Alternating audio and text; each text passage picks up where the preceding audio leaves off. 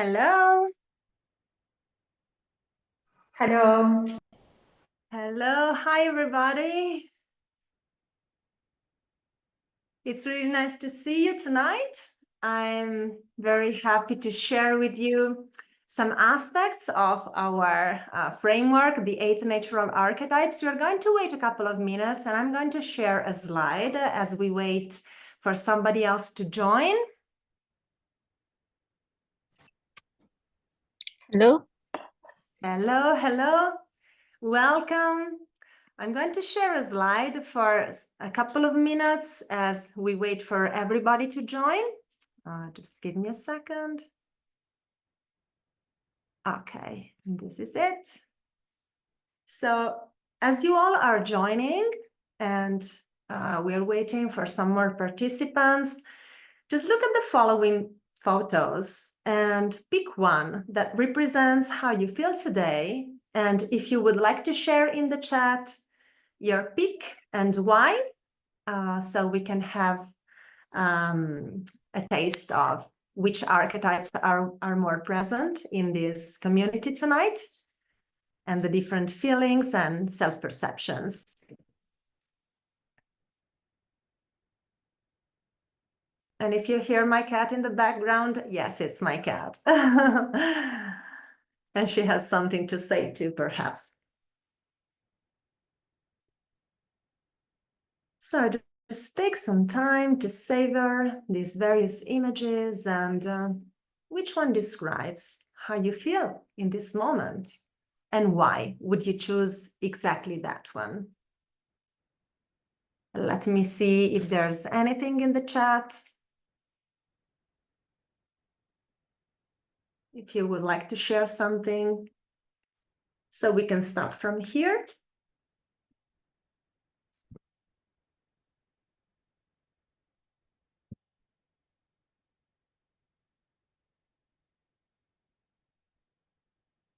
Okay. There we are.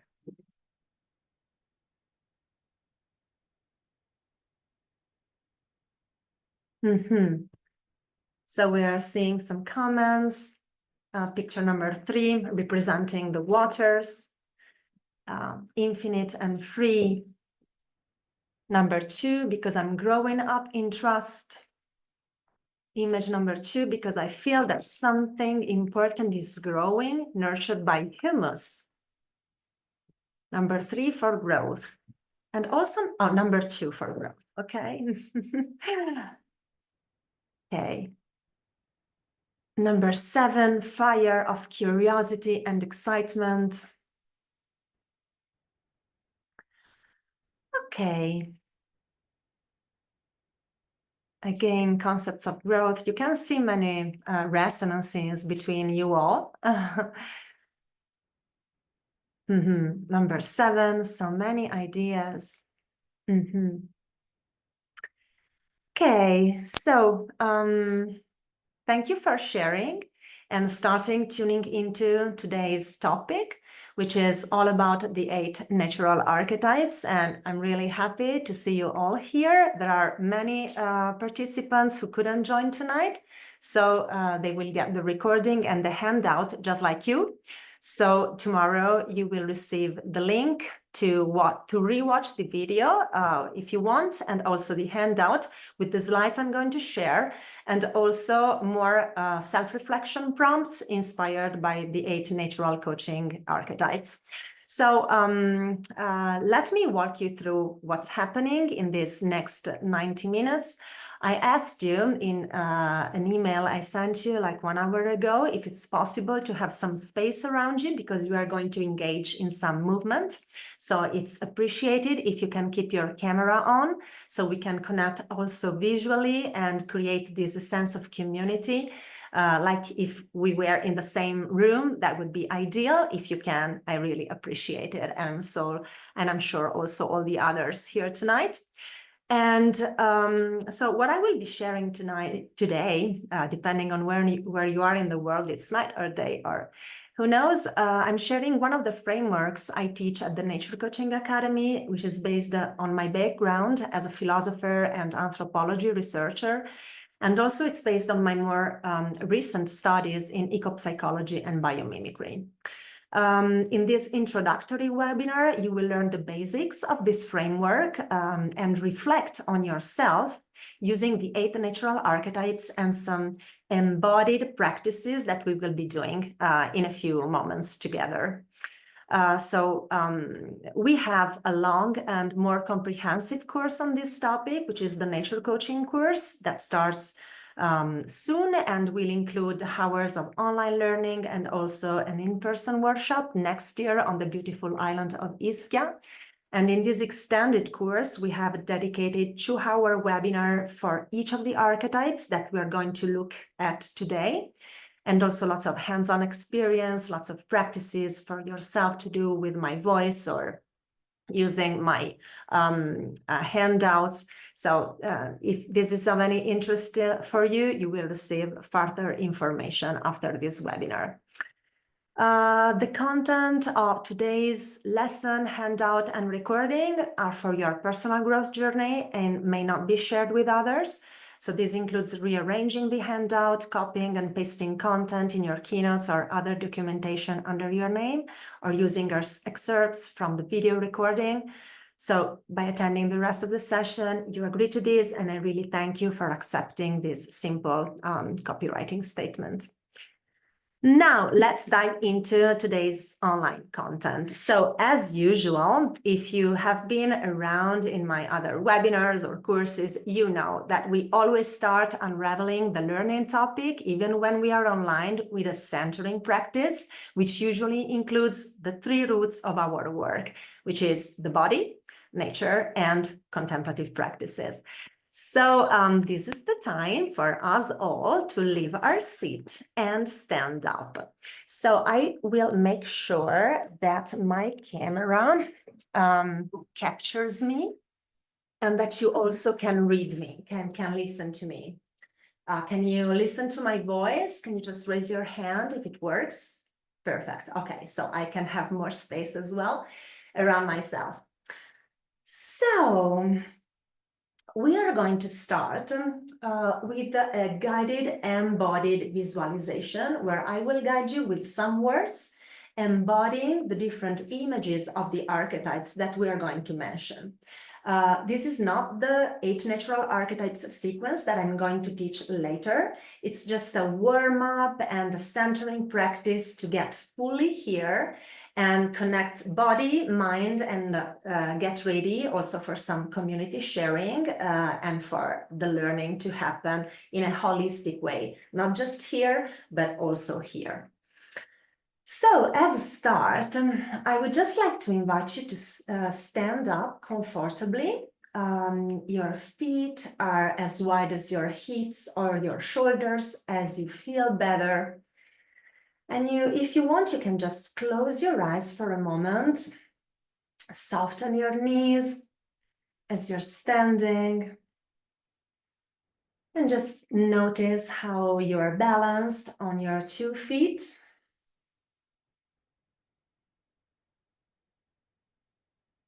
And make sure that your posture feels good.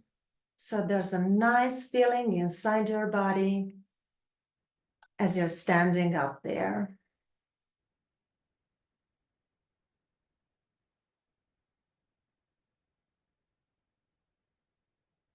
And you take your attention to your bones and the sense of the skeleton at the center of your body, of your various limbs. And the rest of your muscles attached to the bones, making up your whole presence in the space where you are.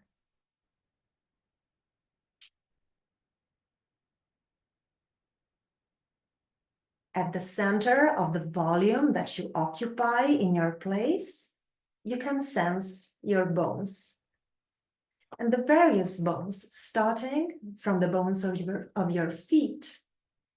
Just let your attention move there and move upwards through the various bones that make up your body, your legs up to the hips, up to the vertebral tree. And you can make some gentle movements to just sense more of your bones. And up your torso, your wings, your shoulders, your arms, down to the fingers, and up again your neck and your head and your face.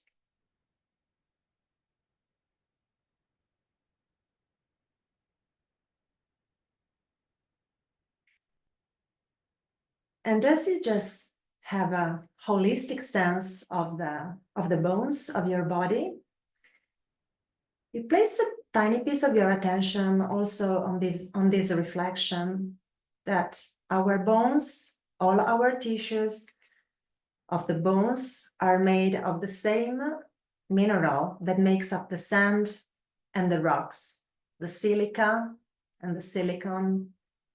It's the same foundational material that makes up your bones and the white sandy quartz beaches and some kind of rocks. We are made of the same substance of some dunes, of some rocks. And on the more rocky part of our earth, we find the soil, which can metaphorically associate with the muscles, the connective tissues, and also the skin attached to our bones. And you can gently open your eyes and start stretching up your body with me towards the sky, pushing your feet into the ground and reaching even higher with your arms, creating a gentle movement of stretch to make your body feel like a tree extending from the ground to the sky. So you don't need to watch me even more, and you can keep your eyes closed or open as feels better in your body. And just let this movement of connection between ground and sky emerge from your body. And discover the interaction between your feet pressing into the ground and the extension of your arm branches. How does that work? What is the relationship between the pushing of my roots into the ground and the extending of my arm branches into the space around me now? Not just towards the sky, but also to my sides, extending like the canopy of a tree, reaching out to other fellow trees around me. And make sure you are interweaving your breathing in whatever you're experiencing. Extending and stretching from the ground up, and also from your vertebral tree to the sides.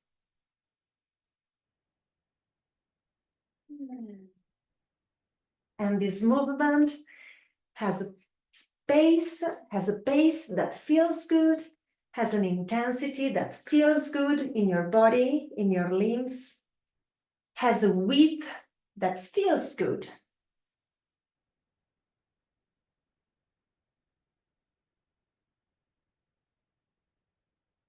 And gradually reduce the width and the intensity of your movement, and find another kind of posture that makes you feel really stable and grounded and solid. Which posture can your body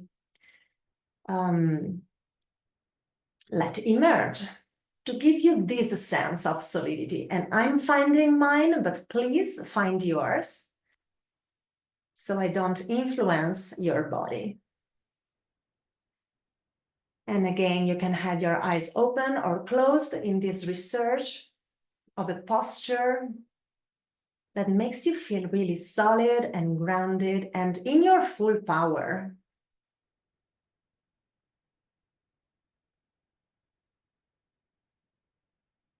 And again, make sure your breath is aligned with the perception that you have of yourself in that shape.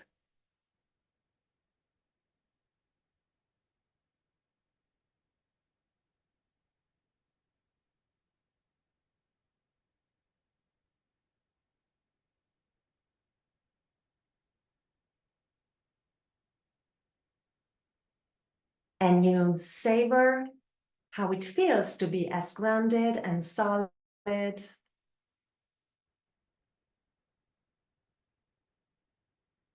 And then you find a way to melt this posture you're in, somehow melt it and make it becoming something fluid. From total solidity, stability, you embody something changing, moving, flowing without edges. How does it feel?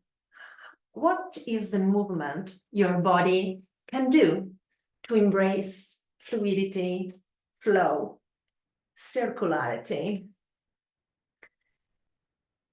And sometimes it helps to think that inside your limbs is flowing some butter, so that your movement is really the most fluid possible. And it becomes also kind of massage inside of you. It's very gentle.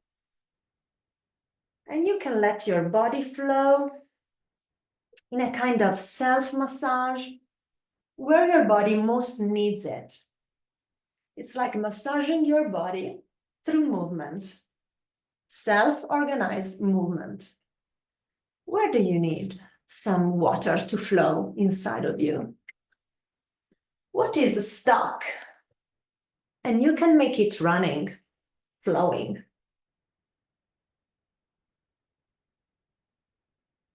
Make sure it's a pleasant way to move that feels gentle inside your body, that feels really, really good.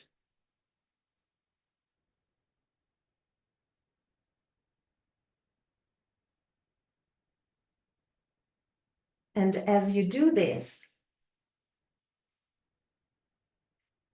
you're also creating a deeper connection with everything that inside of you is more watery, fluid. The lymph, the water in your cells, in your eyes, in your mouth, the digestive fluids that are working inside your body, transforming, delivering things, nutrients, your blood.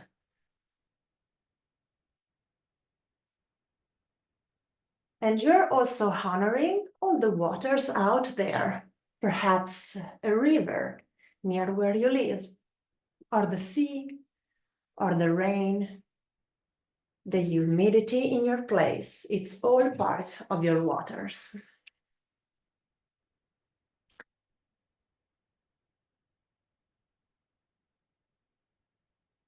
And now let your body find a way to connect with the sky. And find a comfortable way also for your neck and head to be oriented towards the sky.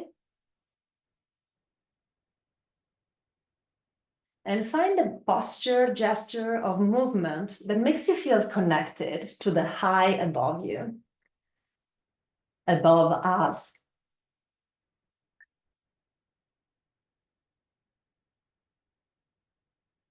It can be a movement, gesture, or posture.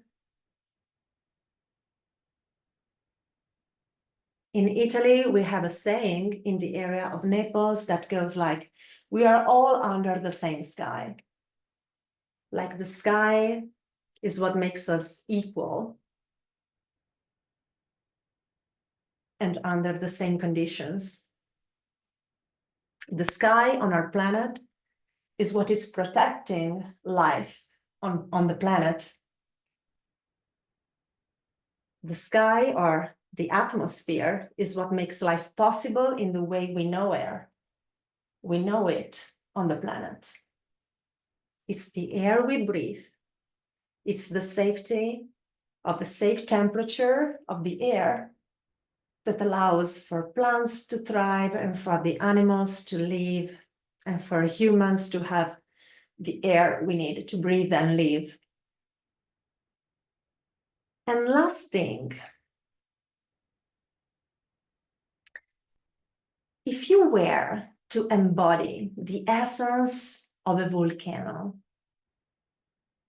or some aspect of the volcanoes, like very hot waters or the geysers, those hot water erupting from the land, or the lava flow, which movement would make you feel that you are somehow embodying that kind of power of moving from the heart of the land of our earth outwards?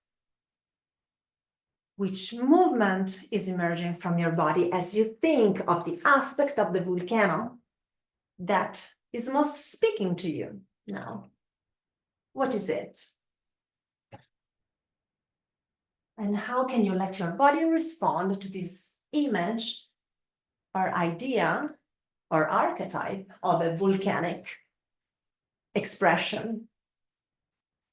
And notice what changes in the intensity, width, or pace of your movement as you transition into the embodiment of a volcano energy.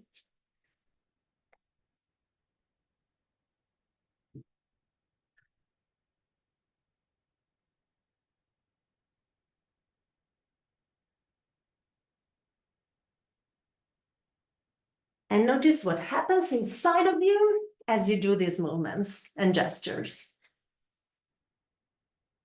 And again, I'm doing mine. You are invited to find yours.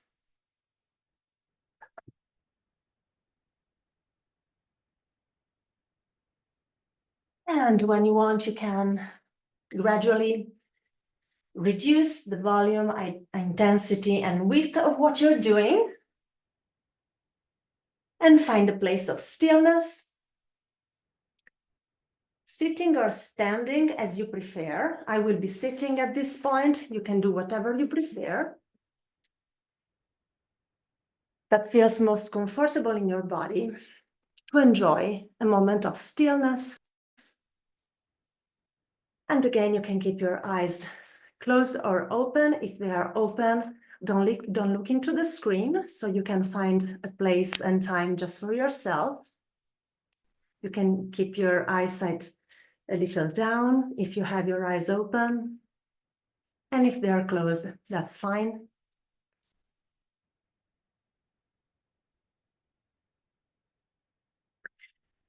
And here you can place a piece of your attention on the perception of warmth inside your body, or a sense of energy, vibration.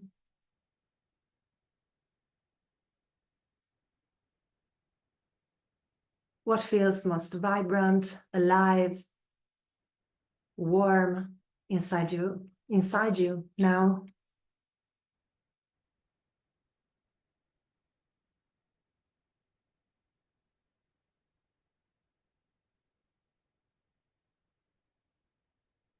Inside every cell that makes up our body, there is like a central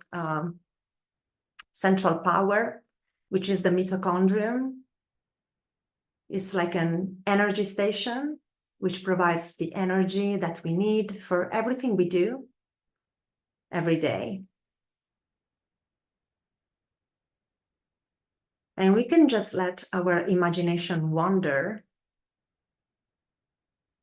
inside of us, at the very center of our cells, connecting with this central energy station, saying thank you to ourselves for all the energy we express every day in everything we are and do.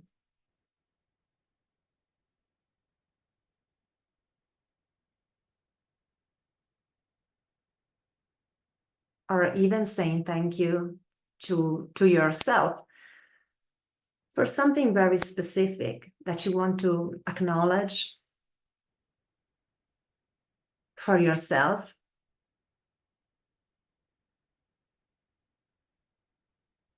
What's the gratitude that you really need to express to yourself today, in this moment?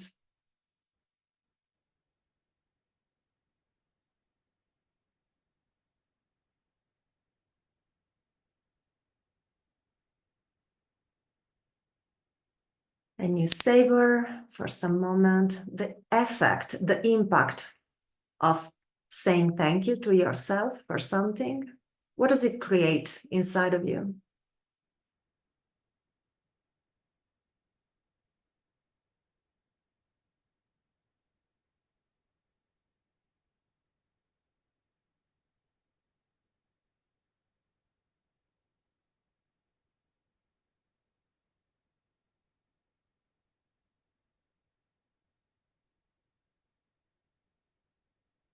And now we're going to stay just for some moments in this place of stillness, in the company of just ourselves,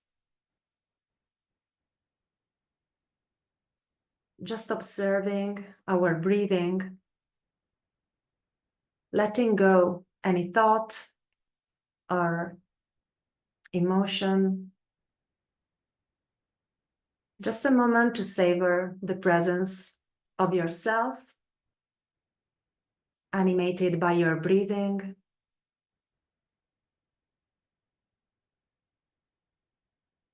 Noticing the amplitude of your breathing, its pace,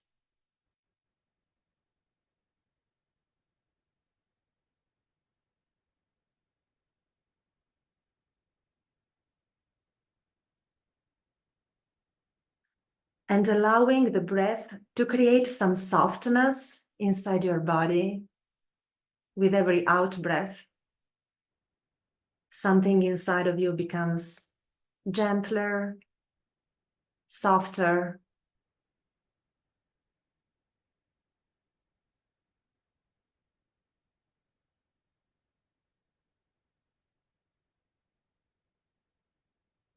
You can release any tension that's not necessary.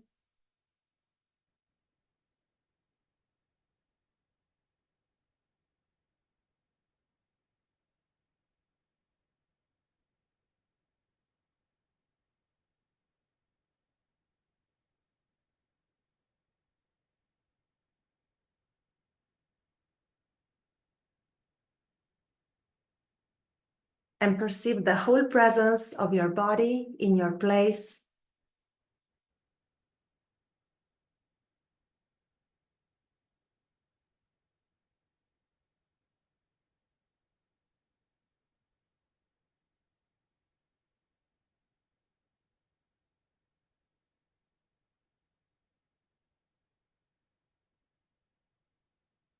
And the place of stillness inside your head, your heart,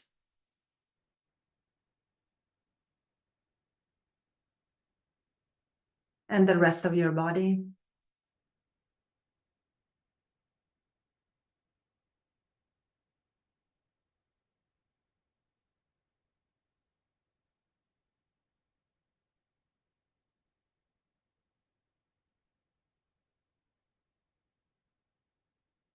And from this place, what is a key topic or question that you should really, really focus on today, or more in general, in this time of your life? What is a question or a key topic that really calls for your attention?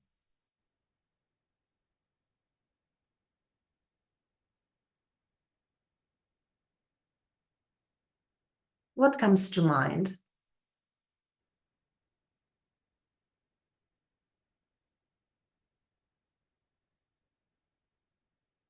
Something important that you would really like to focus on as you look ahead and plan your next steps in your growth journey, personal growth journey, professional growth journey. What is a key topic that should really, really have your attention, or a key question?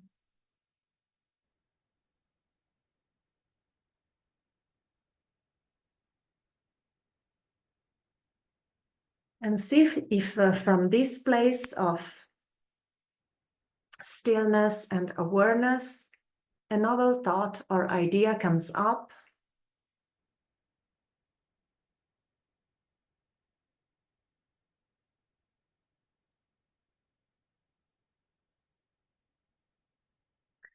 And when you want, you can gently open your eyes, very, very gently. Let the light and the colors and the shapes around you come again into your eyesight.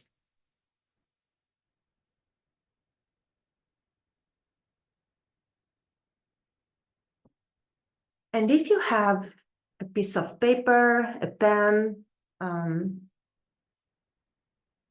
you can jot down some keywords or any reflection that's arisen from this last question I asked.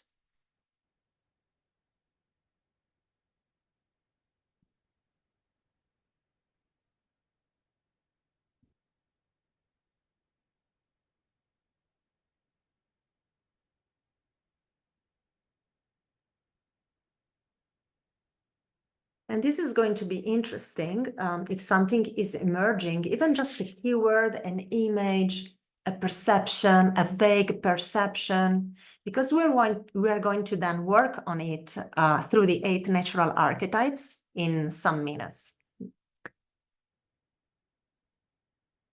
If nothing emerged from this specific moment of self-connection, then you can just speak, then you will just speak later a topic that is important for you in this time of your life. But if something emerged from this short practice, then it can really be your focus also for later, deeper reflections.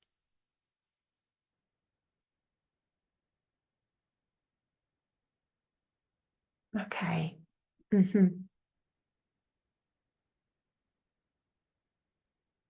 Wonderful. When just 1 minute to pack it, to wrap it up, and then we are going to move on with our presentation.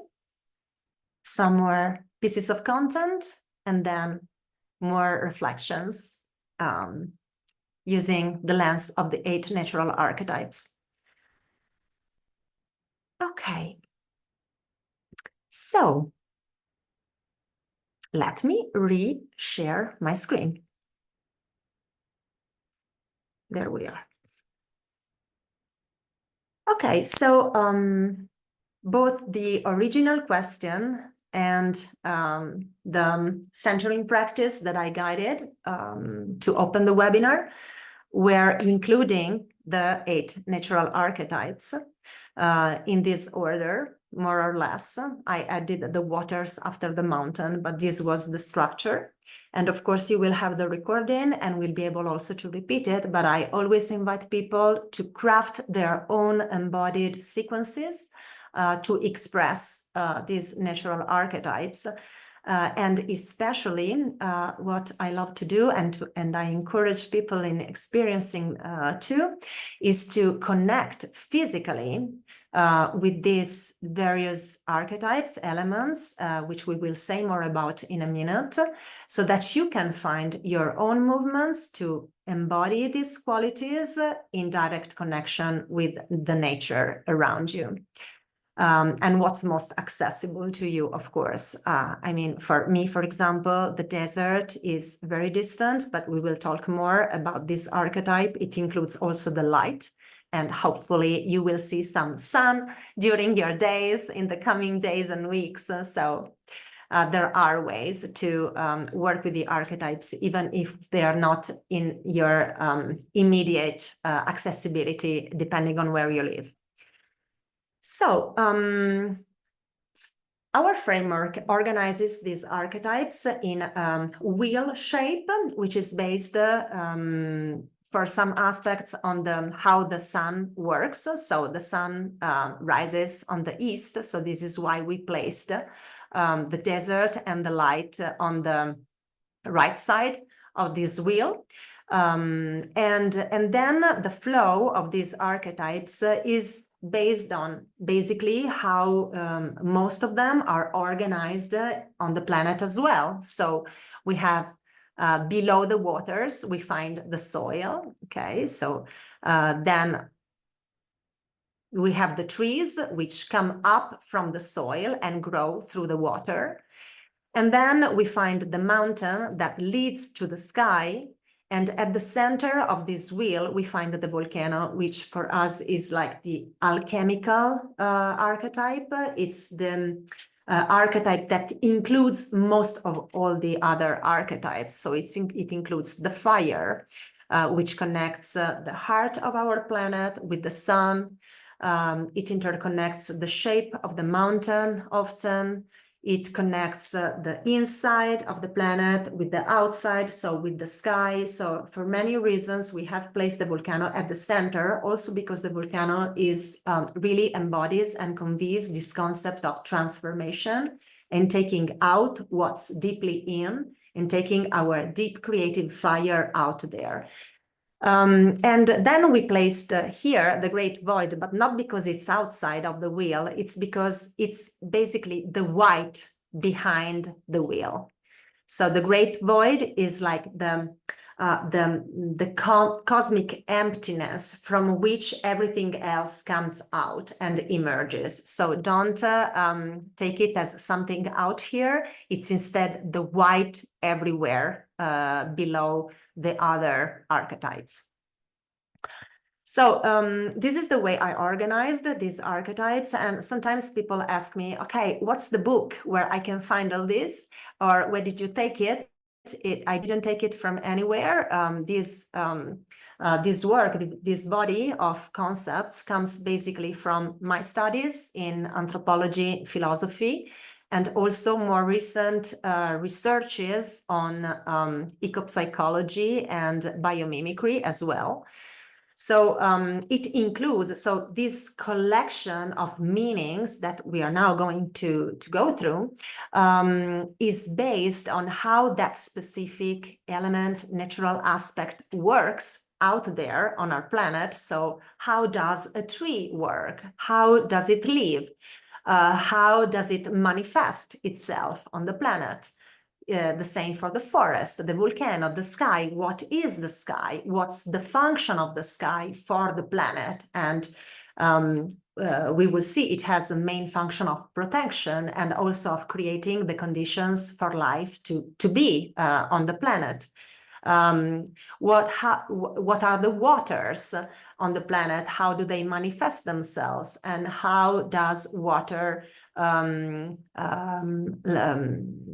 include in terms of possibilities? How does it work? Which kind of different aspects of the waters do we have? The cycle of water. So we start not from the conventional symbolic meanings that sometimes we humans attribute to the various archetypes, but we start from the study of how that specific subject works physically on the planet. And this approach is connected with the discipline of biomimicry, which is the study of biological processes and how life works, to extract from there the genius of nature that we can then apply to our human challenges. Then on top of this biological background, we also integrate an anthropological background. So let's see, how have trees been protagonists of stories during human history? Which are the meanings that trees have catalyzed in their expressions in various cultures, different in time and space? So these additional aspects, which are more related to an anthropological approach, are also integrated in the understanding of each archetype. And then, of course, the foundation of the Nature Coaching Academy is the experience. So the embodiment and the knowing that comes from the direct connection between body and earth. So what I share comes from almost 3 decades of personal practice and embodied practices in synergy with nature, and also from the sharing of experiences that I did with all the participants of the Nature Coaching Academy since 2019 until today. As I always love to say, when I started the Nature Coaching Academy, I had an idea of how I could try to transfer my own experiences, which sometimes were very difficult also to explain, even to myself. So I started with an idea, and the idea was to, okay, let's explore if what I found and the practices I found are interesting for others as well. How do they work for others, and where do others go from the practices that I propose? And so in these 5 years, we have really, and I say we because it's a collective body of people who have been working with their own organic wisdom in synergy with nature and supporting the emergence of even a deeper layer in the way we can connect with nature and understand how can we better work together and synergize for our growth, but also for the betterment of a collective growth that we can support and empower all together. So let's go into the definitions. What is an archetype? It comes from the ancient Greek 2 words, arche, which means beginning, origin, onset, and typos, which means in ancient Greek like model, mark, or specimen. In Plato, he used this word, archetype, to explain what he thought was an original form of thought, like the thought behind reality. Okay, so there is the archetype of the tree, then we have the various trees. So this is in Plato, and it's like where this word first came out in history, or kind of first. Then the greater expansion of the use of this word archetype comes with Carl Gustav Jung, the father of psychoanalysis, Jungian psychoanalysis, and he meant with this word a very different thing from Plato. He said an archetype is a symbolic formation belonging to the collective unconscious. And it's built through a constellation of human experiences repeated over time. So humans, so we're talking about the collective unconscious, which means the unconscious of the human species. So we find in the collective unconscious the contents that make up the human experience over time. So all humans have had somehow the experience of the birth from a mother. So the mother is an archetype. Humans during human history have had the experience of the journey. So the journey across the sea, on top of the mountains, from side to side of vast lands. So the journey became an archetype, and so on. I love the definition of an Italian philosopher, Matteo Ficara, which says an archetype provides unique content with a changing form. unique content like the archetype of the mother with many different forms, okay? Like we see, for example, in this picture, the archetype is always the archetype of the Great Mother, but from the Paleolithic times to Greek times, and this is from the Middle East. It's very old as well. So we have different shapes of the same concept. So various form, one concept. This is an archetype. Other examples of the Great Mother archetype. We have Mary, and we have Nut, and you see there is a kind of resonance in the symbol. This is an heritage from the old goddess of the sky, which was Nut, and this is one of her iconographies. Again, various ways to depict the concept of the mother. The concept is always the same. So I'm stressing this because it's, for me, basically the distinction with the word symbol. And symbol and archetype are not to be confused. So from, again, another ancient Greek words that comes from syn, which means together, unite, and ballo, which in ancient Greek means bringing, taking. So symbolos is taking together, uniting. And we can define the symbol as a graphic image, a visual image, with multiple meanings. So exactly the opposite, like Matteo Ficara says, infinite content with a unique shape.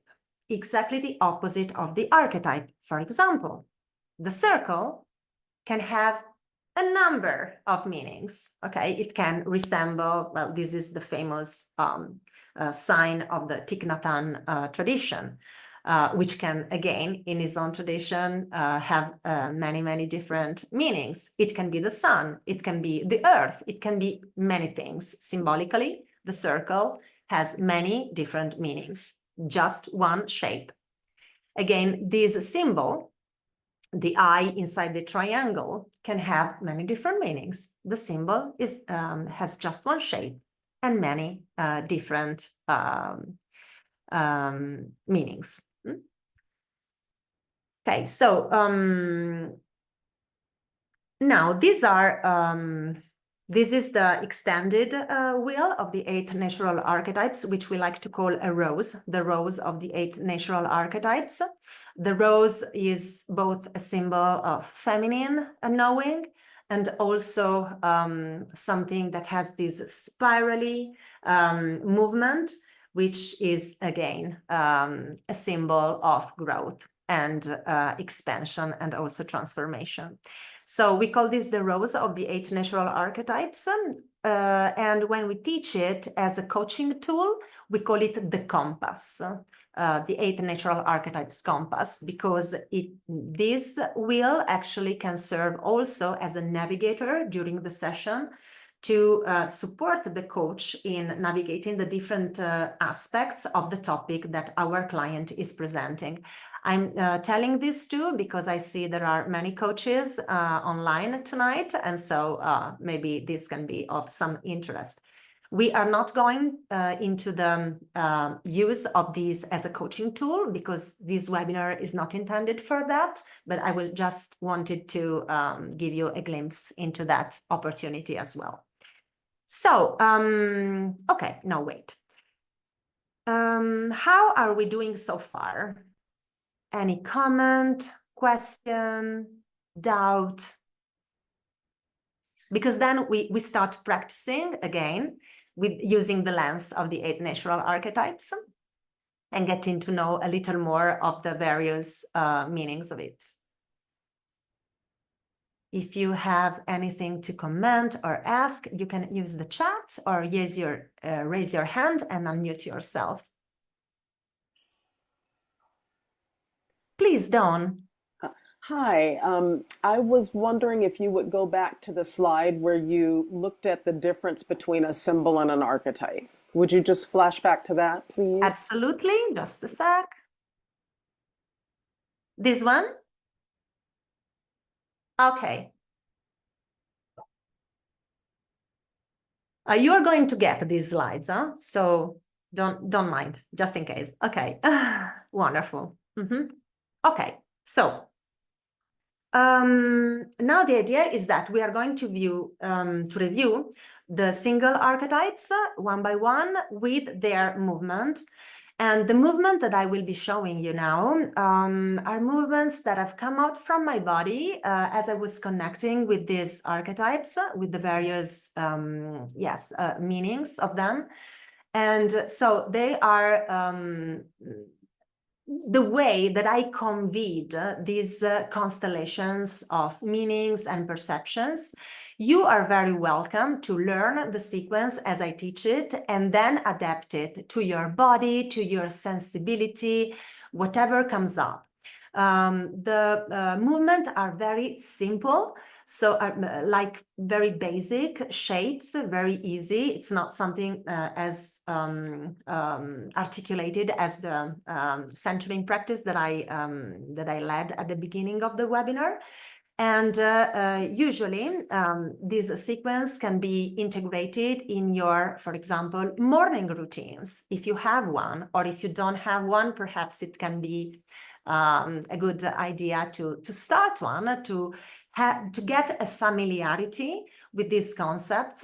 So like I have my 15 minutes yoga and stretch sequence in the morning, and the sequence that we are going to do now of the 8 natural archetypes is the end of it. Where I really concentrate myself into perceiving the archetypes inside of me and in synergy with the elements, natural elements around me. Every time I practice it, I don't know, somehow some new knowing, some novel thinking emerges in relationship with the various archetypes. So I really invite you to explore how this can work with you, with your intuition, creativity, and with the unique perception of your body as you move. So I'm going to share the screen with the image of the archetype, but then you can just close your eyes and connect visually, internally, with for example, a desert you have been into. So the images serve just as an activator, but ideally you have your own image of the desert, of a volcano where you were, of your favorite tree where you like to sit and think about life, or a forest you've been that touched your heart, or I don't know, okay, the sky, a moment where you connected with the sky that felt so relevant and you still remember it. So my images are just activators, but if you have your own personal experiences of the natural archetypes, then just close your eyes and go with that. And again, you need to stand up. Okay. So you can both, look into the screen, but also then disconnect from it and let your body respond to the movement that I propose you. So you will also find this sequence all together, because we are now going to see the different movements one by one, but then I will upload for you and you will have the recording, a short video with the sequence of the 8 gestures and postures all in line, so you can practice with me without my words, just the pure movements. So, okay. So the opening gesture is... Diana? Yes? Yes, you have, devi non condividere il video. Hai ancora la condivisione delle slide. Ok, grazie. Ah, grazie, perfetto. Thank you, Gaia. Okay. Wait just a sec, because I don't see you. Okay, and I want to see you. Okay, just a sec, I'm sorry. Okay. Can you see everything? Just wave your hand if it's fine.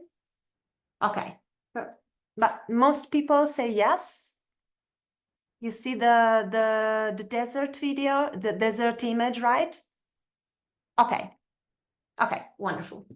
So First gesture is inhale, lift your hands. Exhale, open your arms. And here you can close your eyes for a moment and just imagine this open, super wide landscape of dunes inside of you. And the landscape offers a sense of softness with all these sandy waves until the far end of the horizon.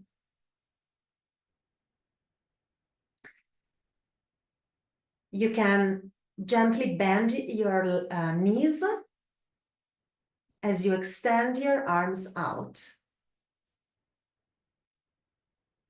Land into this posture. And then you can open your eyes and look at me. Just let me stop the sharing. And you can look at me. And the breathing for this is inhale, soften your arms, stretch your legs a little bit, come standing. And exhale, again, open your eyes and again, bend your knees. So you inhale, soften your arms, extend your knees. Exhale, extend your arms, soften your knees. And you can practice on your own pace this kind of breathing, imagining that you're embodying this landscape of soft dunes inside your arms. Inhale, soften your arms, come up with the knees, exhale, bend your knees, stretch your arms out wide. And then let's go into the soil form. Again, just an activator of this image. Let me take the webcam a little down. The posture for this is the knees are fully extended and your hands are like this. So you are designing at the wrist 90 degrees angle, and you are fully standing with your knees extended and the sensation of solidity under your feet. They are as open as your hips or your shoulders as it feels more comfortable. And you can close your eyes and feel the solidity underneath your feet. The support offered from the ground to your presence.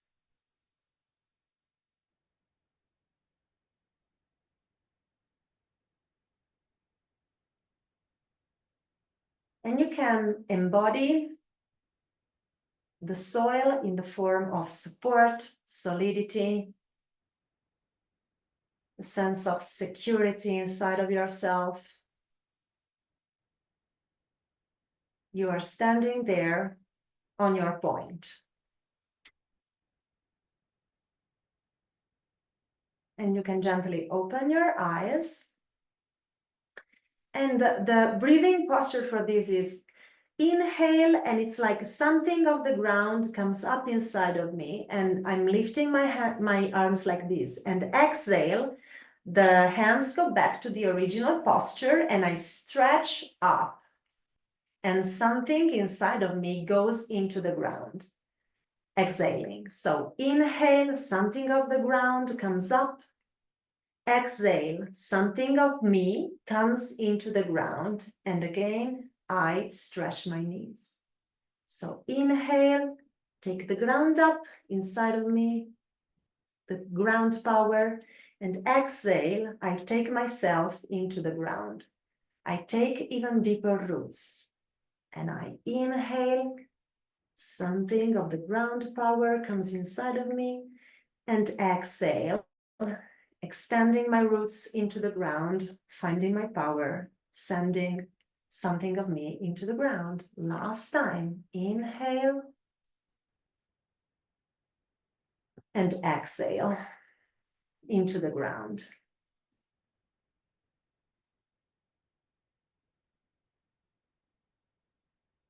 And okay, I forgot to stop sharing, but did you notice my posture? Was it visible to you? Did you notice it? So it was like the hands like this, okay, and standing like this. Okay. Now let's go into the waters.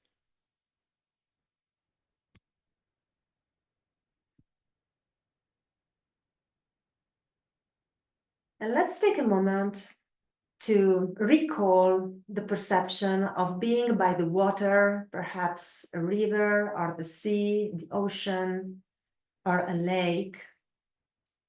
And perhaps you can recall the sound that the water was doing to come on the shore and then away, or the water flowing of the river or the ocean. So the idea of this posture is that it's a bit an unbalancing posture that moves like a wave. So you simply organize your body in the shape of a wave, and your spine is becoming a wave, and you are creating a moment of unbalance as you are. Just let me show you a bit more by far.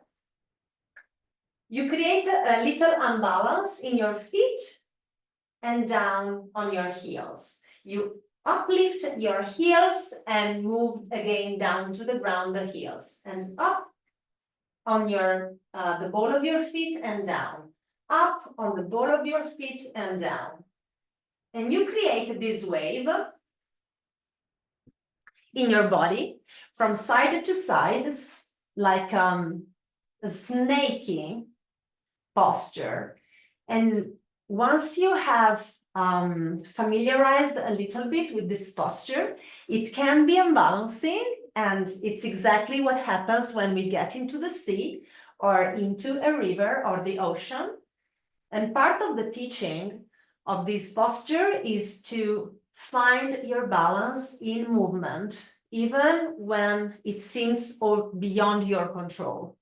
Just like emotions, find a way to handle your emotions even when they are unsettling. And last thing is find your way to weave in your breathing into this movement, like inhale and exhale, or a full inhale on the wave and a full exhale on the next one. Find your wave and notice what's moving inside of you. And let the wave reach also your neck and the top of your head.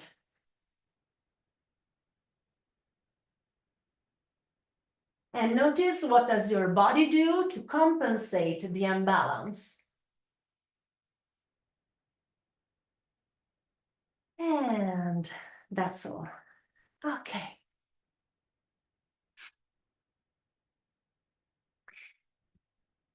Next image for the tree.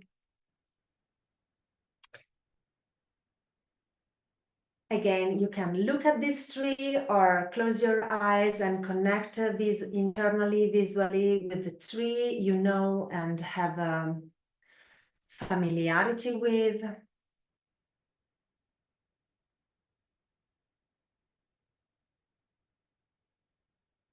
And when you have it,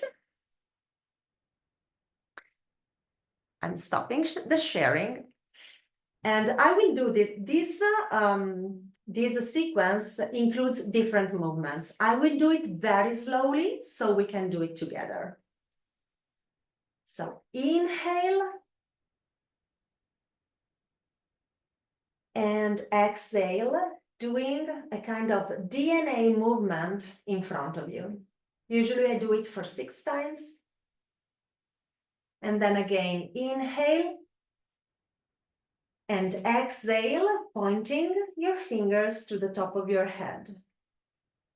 And again, inhale and go back like this with your hands as to design the canopy of a tree, and exhale up to the sky. Bend your knees. Last thing, inhale. Here, and exhale.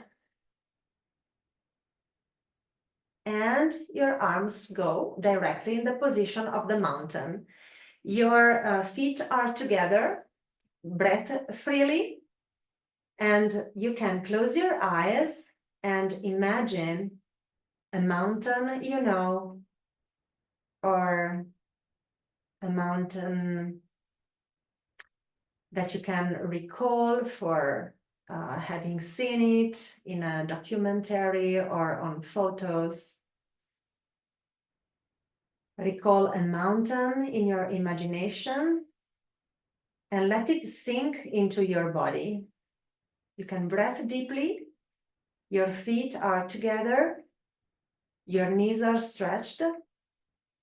And your fingers are all together as you design with your body the shape of a mountain. And you can close your eyes and savor for a moment. How does it feel to embody this shape?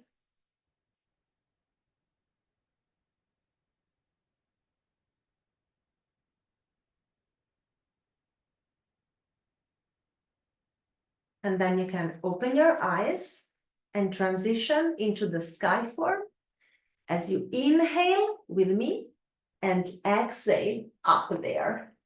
Your hands are pointing to the sky, and again the fingers are all together.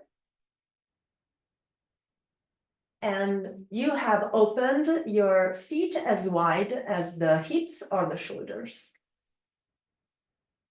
And here again, you can close your eyes a little bit and feel the connection with everything that's above you.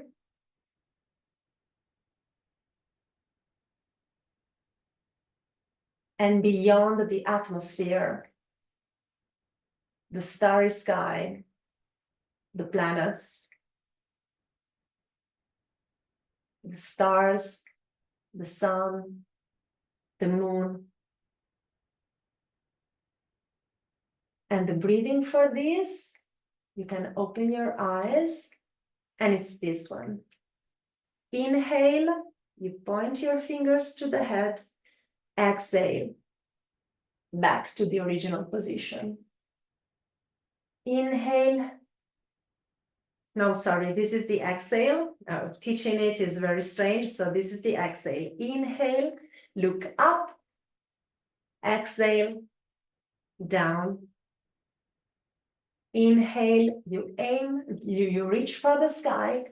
Exhale, the power of the sky gets to you. Inhale, reach for the sky.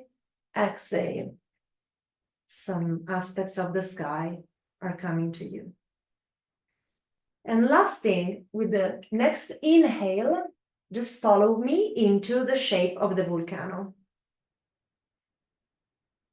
And then you start exhaling as you cross your wrist, and it's like this spiraling movement revolving from inside of you and outside of you. You can breathe freely here. Okay, I usually do it 3 or 4 times. With the last inhale, I exhale up to the sky. And sometimes even the voice can come out. We can redo it again. So again, inhale and exhale freely. And it's like charging the last movement. So with the last inhale, you exhale and add your voice. Ha! And then usually I revolve my hands like this to the sides, transitioning into the last one, the great void. Stretch your arms out wide. And then it's an inhale, close your eyes, exhale. Extend your legs. And here you just sink into a point of presence where you savor the melting of the other previous archetypes inside your space, your inner space. And this is a moment for finding the stillness, the silence, and then gradually let your hands go down. And let's come back again to the screen.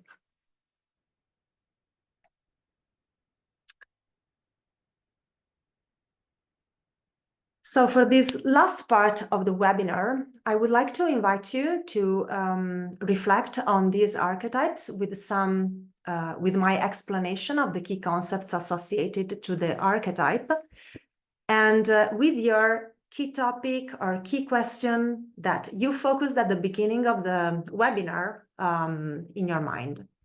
So if you have a piece of paper, a notepad, and a pen, now we go through the archetypes.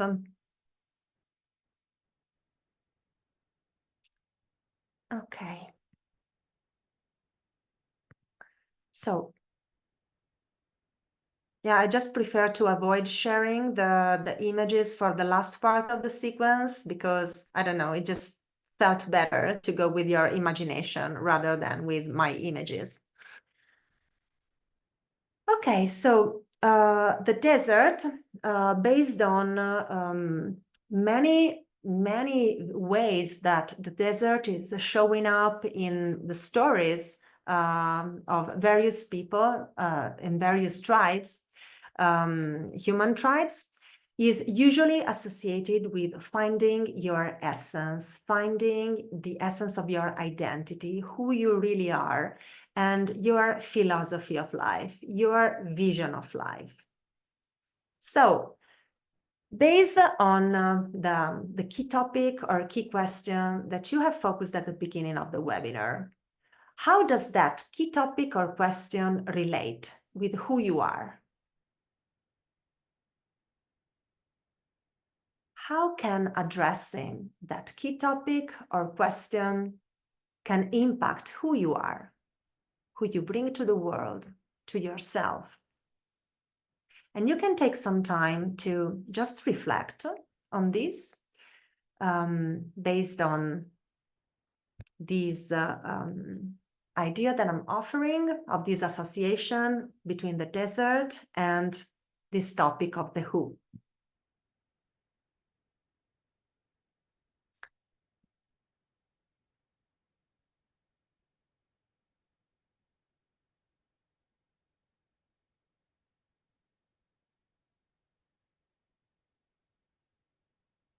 And I am also providing some additional questions in case they may feel more resonant for you at this point.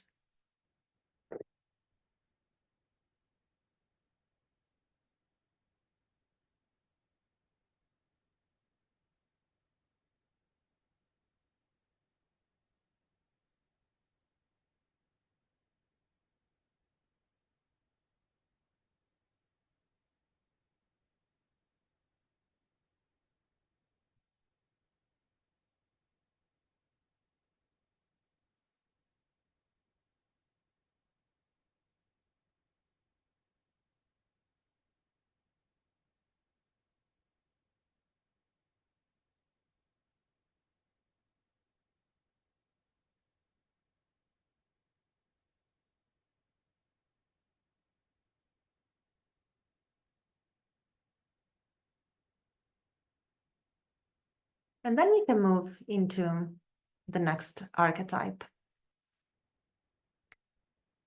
The archetype of the soil.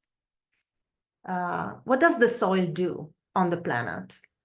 The soil is the nourishment from which plants grow, for example. It offers support for everything that is manifesting on the planet.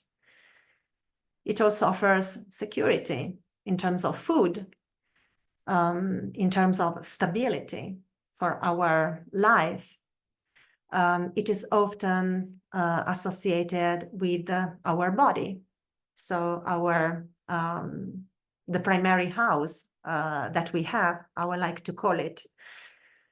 So if you think about your key topic or question, how will addressing this key topic or question expand your ability to nourish yourself, to support yourself?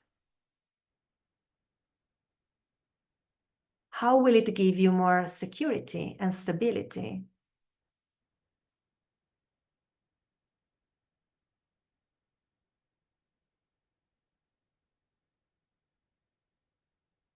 How will it impact your topic, your question? How will it impact your solidity, your security?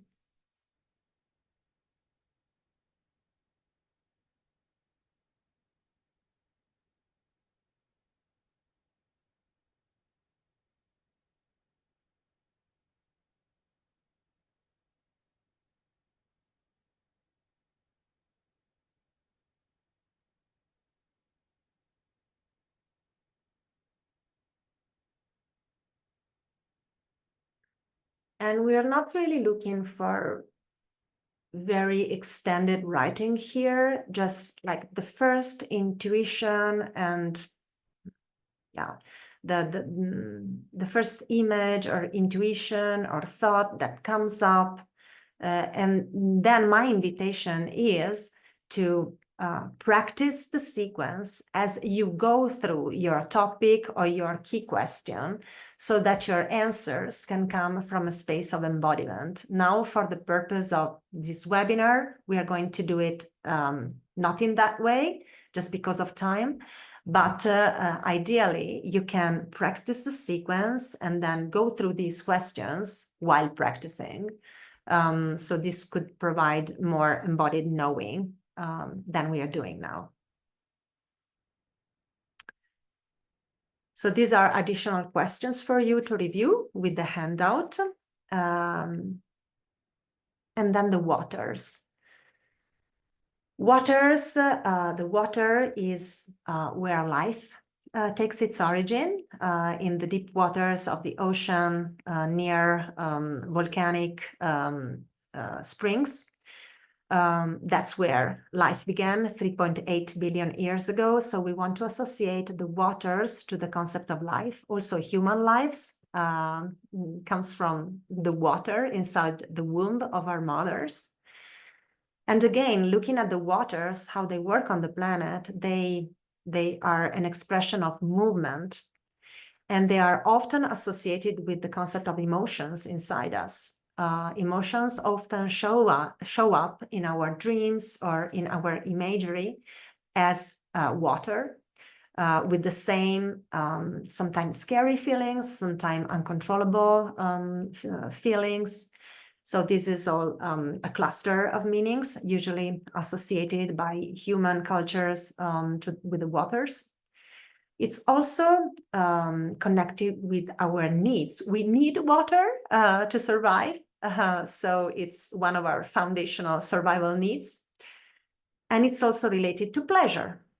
Okay, when we feel pleasure, water comes up. But also, in general, think about other kind of emotion like sadness. Then water comes through our eyes, or agitation, anxiety, then water can become sweat. So again, water is really a lot associated with emotions. And it also takes us into the concept of flow, letting things flow, but also entering our flow, which is like being in our genius zone of performance. So some questions we may ask is how do my emotions respond to this key topic or question that I focused? What is the connection? What do I feel?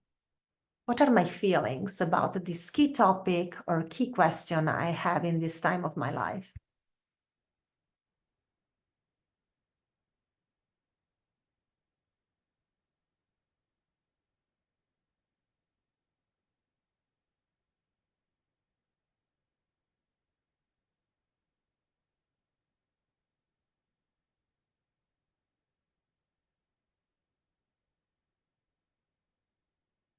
How does it create? My topic, my question, how can it lead to more flow in my life?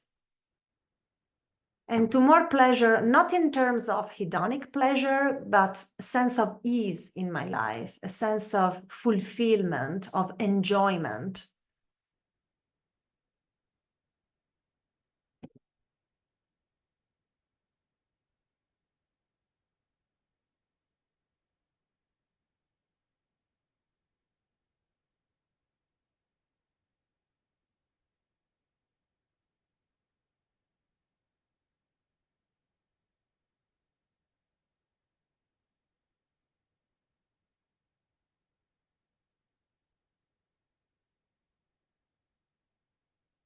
And then let's move.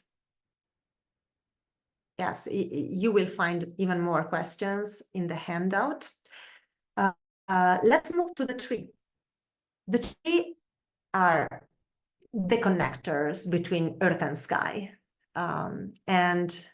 Sometimes human cultures use words to define humans that look like, that are the same words that they use for the trees.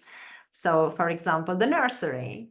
So the lymph that flows in the tree, but also in us. So, well, in Italian, there are even more words with that, like chioma, which in Italian means this one, the hair, but also the canopy. And many more. The trunk, we talk about the trunk. Okay, so we talk about grounding ourselves. Okay, so there are many, the roots, our ancestors. So there are many words that really connect us with the trees. And so the archetype of the tree is all about life, expression, so growth. And when you see a sprout, you immediately think about this. It's about unveiling the true identity. And it's also about looking at the trees and what they do on us, on the planet for us. They allow breathing. So for me, the archetype of the tree is also strictly connected with how much are we breathing in our lives. And breathing is something that creates a balance between inside and outside, contemplation and action, retiring the energies, expressing the energies, impression, expression. So there's a balance, there's a rhythm, there's a cycle. And these are all key concepts inside the archetypes, the archetype of the tree. This archetype is made, just like the desert, is made of desert and light, because the sun is strictly connected with the archetype of the desert. So for me, this archetype, the tree, is strictly connected also with the archetype of the forest. And they have similar meanings, but the forest is more focused as an archetype on community and collaboration. Sometimes scientists think of forests as superorganisms, especially looking at the roots and what they do and how they behave and perform.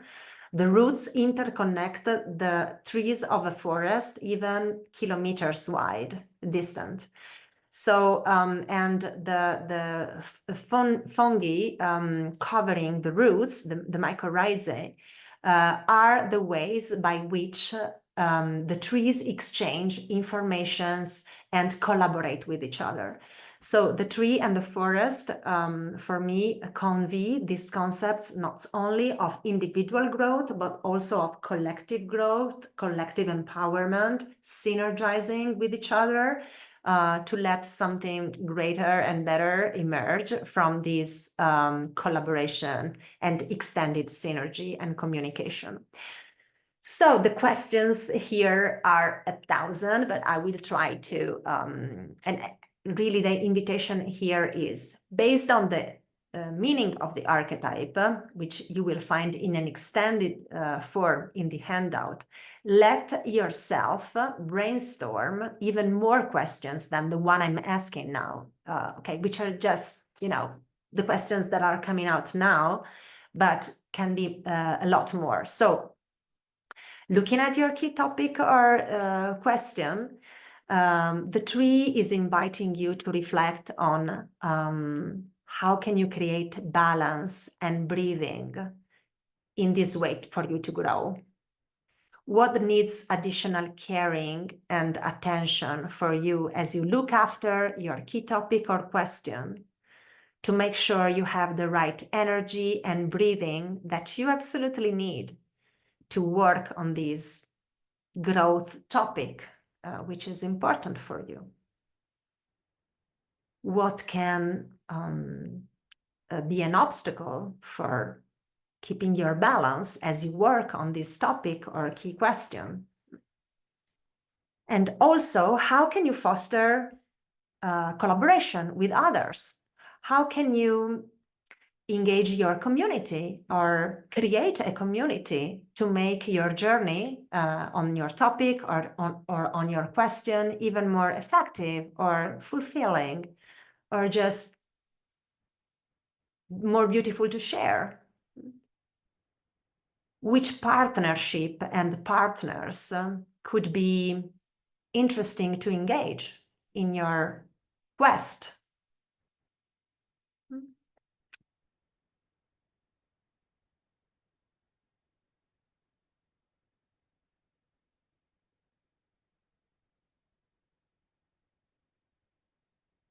And again, some more generic questions in case they feel more resonant for you. Thinking about your key topic or question. As we move to the mountain. The mountain, the way we experienced it during the in-person workshops at the Nature Coaching Academy, is really the coach with capital T and capital C, because a coaching experience, so having an adventure, doing a hike, really contains everything we should consider in a coaching session or when working in our on our topics and key questions. So the coach is really an interesting archetype to help ourselves tune into our goal, tune into the obstacles we can imagine as we work towards that goal, the resources we need to activate, the challenges that we may face, and how can we envision them and think about how we will face them. The mountain connects us with our inner powers and so with our resilience. And so for all these reasons, the mountain is really among these archetypes, the archetype of coaching as well, in my experience in our practice. So you can think about these like planning questions around your key topic or key question, like what is the peak I'm really looking after, and which obstacles may I meet or are already there as I'm working on this key topic or key question. Which are the obstacles that capture my attention, and which resources could I activate to avoid those risks or obstacles, or transform them into my inner power, my new strength, my resilience?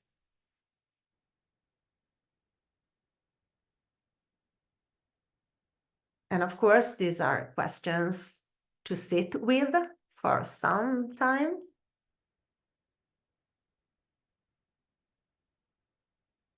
And then experience that we do. We have adventure guides at the Nature Coaching Academy. In the Nature Coaching course, each of these archetypes has a dedicated guide and a 2-hour webinar to understand all the background, scientific, biological background, sometimes archaeological, geological, and always the anthropological background of each archetype.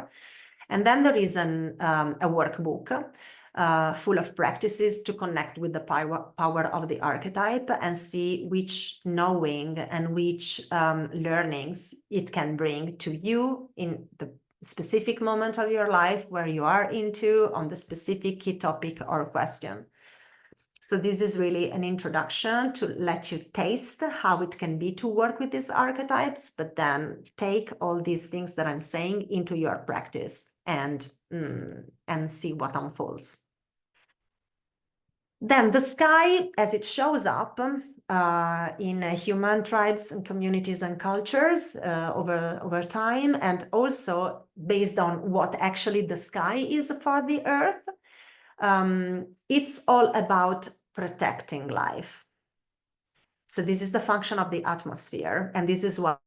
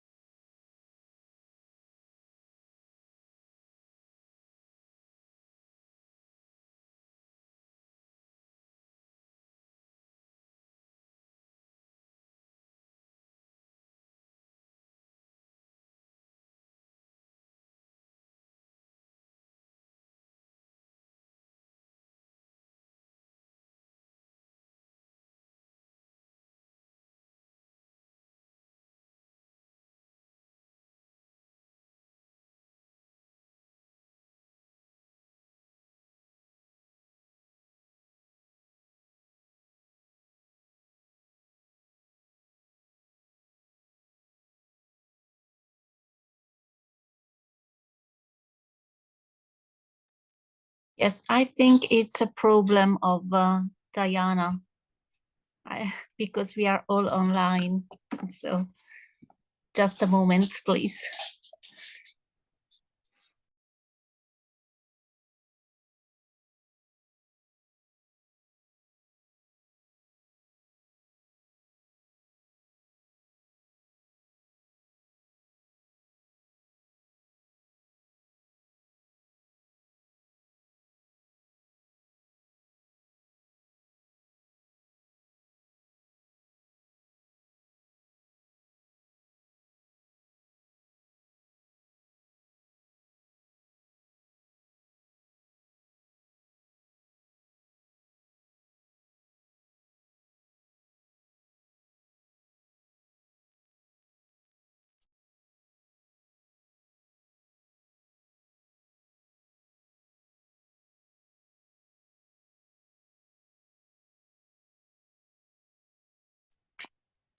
I'm sorry, I don't know what happened. The video just crashed.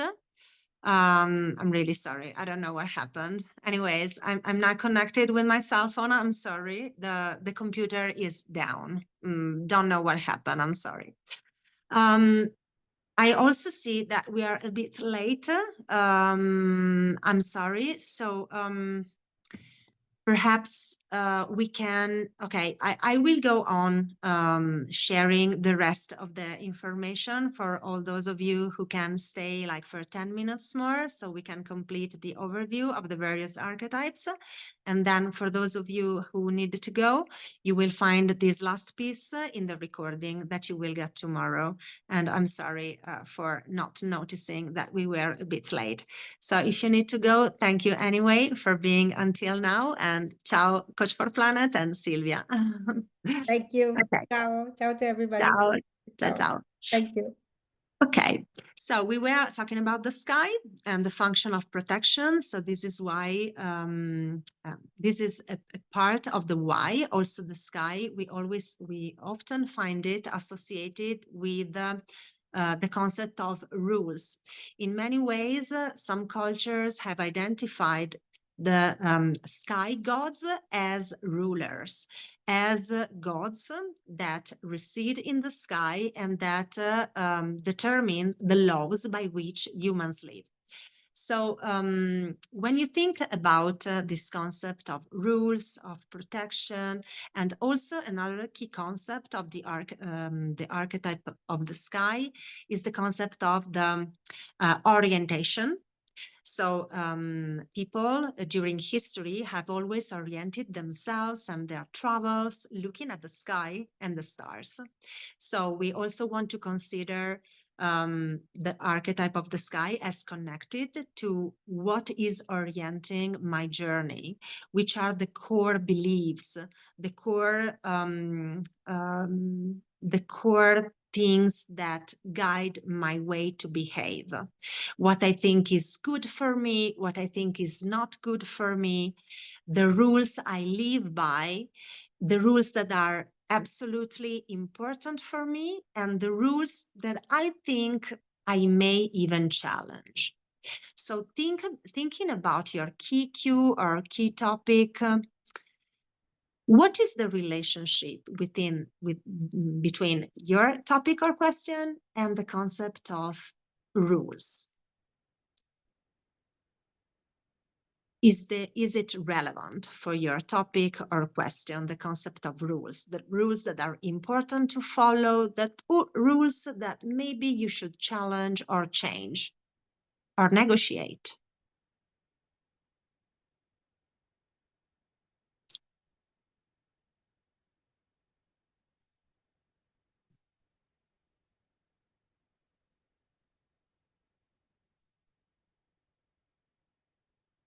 Which rules will protect your work towards your key topic or key question?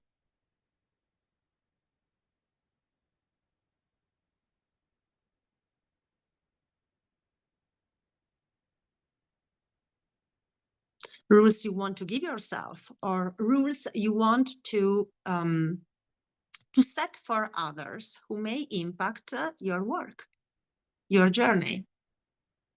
This is also about boundaries. I was forgetting another important key concept of this archetype is the concept of boundaries. Just like the atmosphere marks the boundary of our planet. So how is your key topic or question connected with the topic of your boundaries?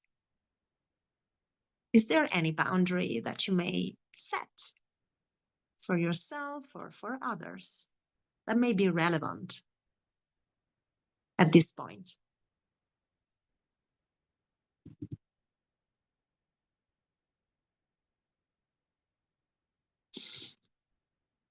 And then the last thing, one of the other things is the concept of higher powers, which is often associated with the sky.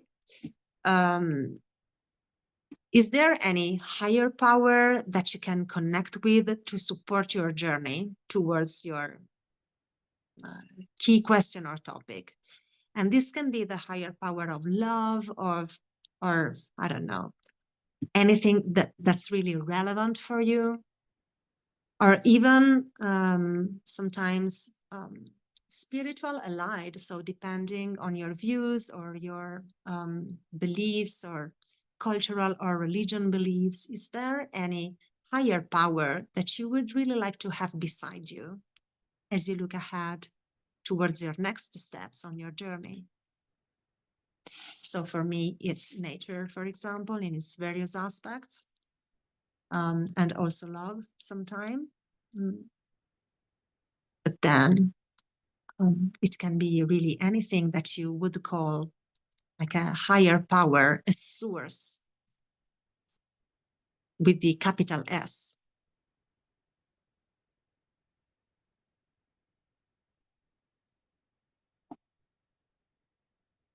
And then we can move into the volcano archetype, which we called like an alchemical archetype, leading to the concept of transformation, sometimes radical transformation, sometimes not so radical.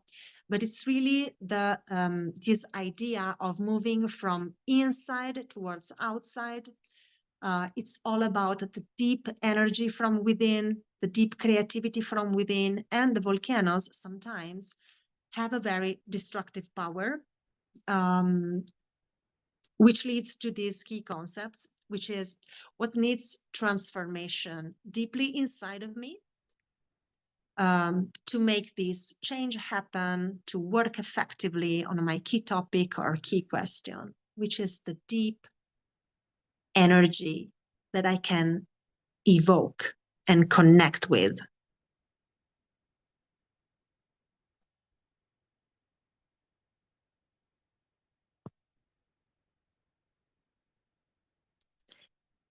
There is also somehow a kind of courage in accessing this deeper inner creativity and energy source. So another key question can be, what really requires your courage to fully express what needs to be done to effectively face your key topic or question?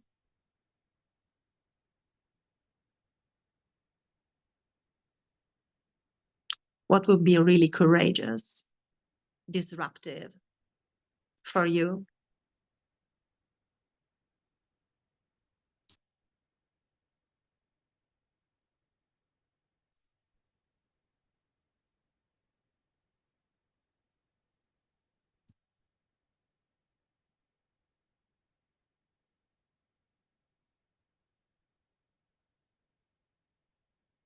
And also, another aspect of the volcano is really like the passion and the fire. Sometimes we call, I'm lit up, when we want to say that we are completely engaged and passionate about something, we say we are lit up. So how does your key topic or question impact what lights you up? What is the connection? Is there a connection? Because if there is no real connection, then maybe your motivation to really work on this topic or question may not be so relevant, and you may lack the necessary energy to work on that. So what lights you up about working on this key topic or question? And how could you further expand this connection of what lights you up and this key topic or question? What could make it more engaging?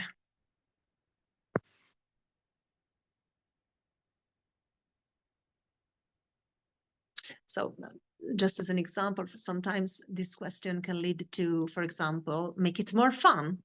So try to find a fun lens to look at this hard topic that I'm considering, or sharing it with others, so I can feel more engaged. So this question can lead to this kind of, for example.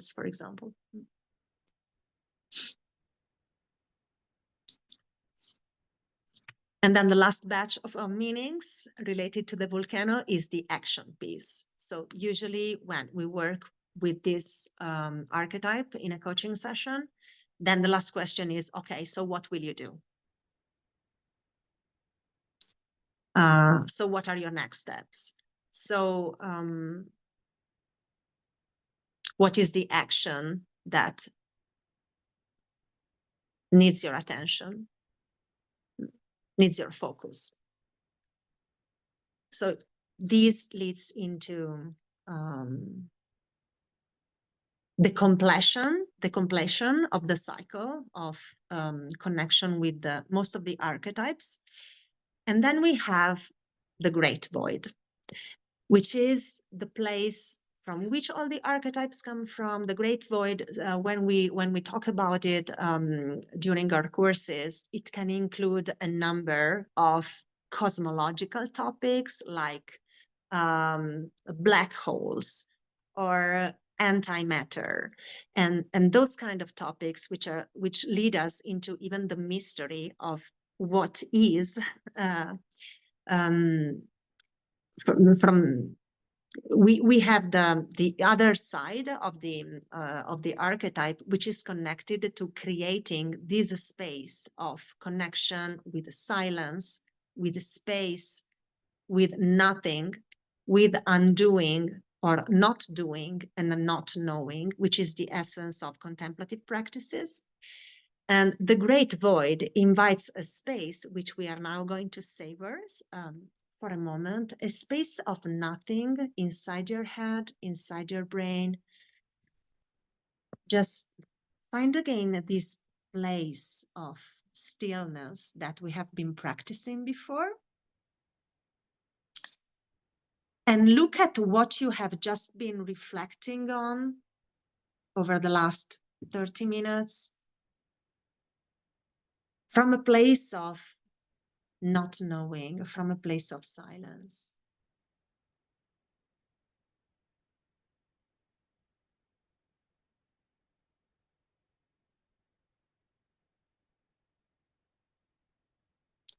From a place where your attention is shifted towards a holistic vision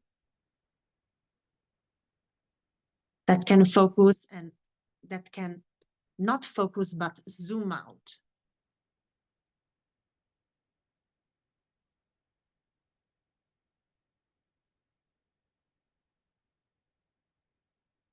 So if you look at your key topic or key question from a space of silence, deep listening, presence, connection with your breath, what stands out? Is there any additional consideration, any advice you would give yourself from this space?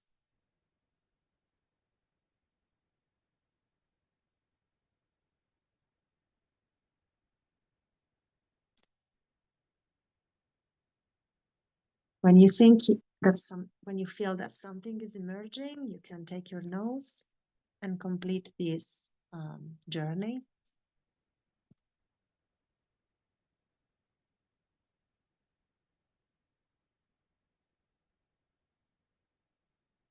It can even just be another thank you for taking care for this topic or question, savoring the dedication you have to work on your things, on your topics, and even a moment of not only self-gratitude, but even self-compassion, where you honor your dedication, your efforts, the heart you place in your endeavors.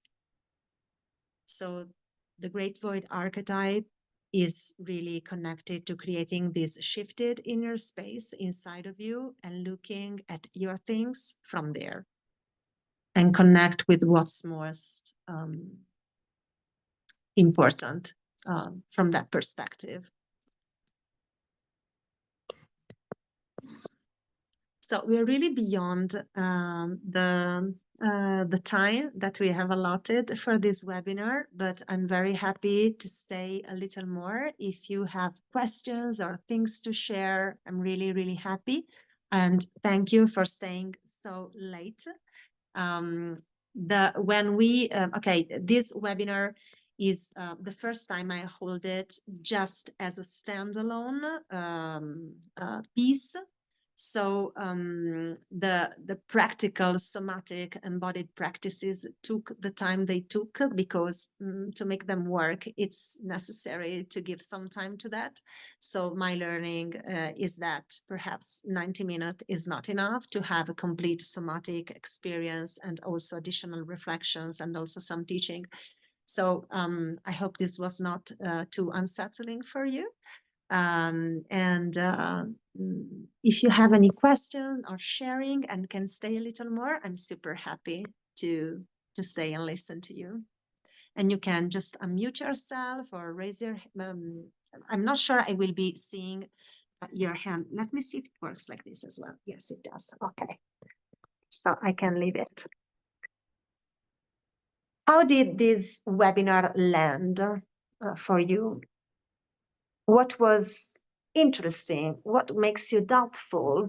What was not interesting? What would you like to share?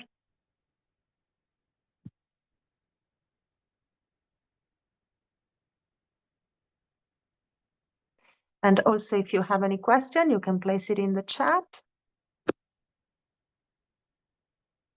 Okay, some people have to go and did go. Okay.